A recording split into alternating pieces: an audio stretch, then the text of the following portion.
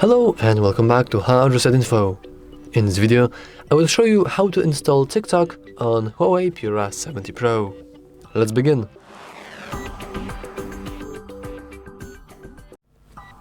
So, first we want to go into our app gallery.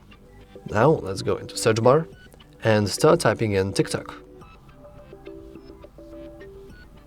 As you can see, here we have our TikTok, and all you want to do is simply click install. Now our application is installing, and after, well, a few seconds, maybe more, it really depends on your network strength, our TikTok will be installed and ready to go.